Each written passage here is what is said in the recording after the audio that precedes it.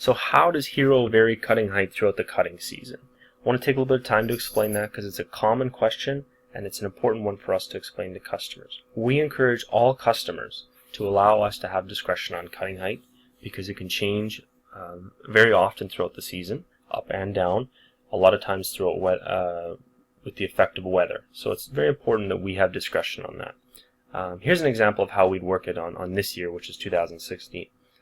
This is May when our cutting starts, and in the first week of May we do a shortcut. The reason for that is to buzz off any excess debris, clean up the yard, and allow a little bit of heat to get down into the ground to get the grass to start growing.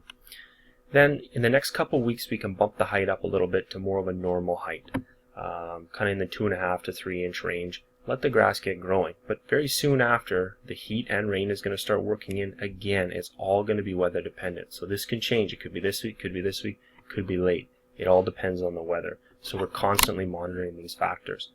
But once the growth starts, we cut the grass lower. This is to keep the grass under control.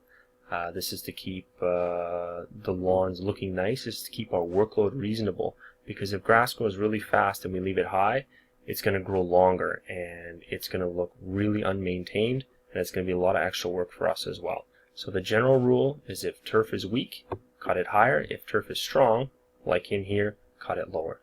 Growth season usually lasts the second week of May, in that range depending on weather, all of June for the most part to the end of June, and it can sometimes, like in this season, go right into July. We're kind of just coming out of our growth season here in the second week of July this year because we've had a lot of rain.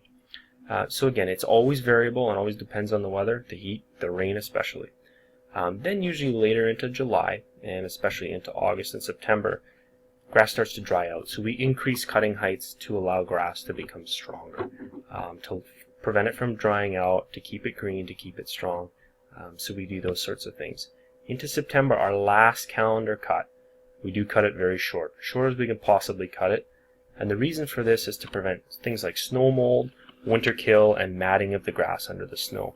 It's very important that we do that. Some people get scared when we do that. It's an important thing to do for the grass health and to prevent winter kill so that your lawn looks nice in the following year and takes the winter well. So hopefully that explains why and how we cut and how our cutting heights vary through the seasons and why. So hopefully that was a little bit of help for you. As always, if you have any questions, contact us here. Email is best, and we can explain this more in depth and answer any questions that you have.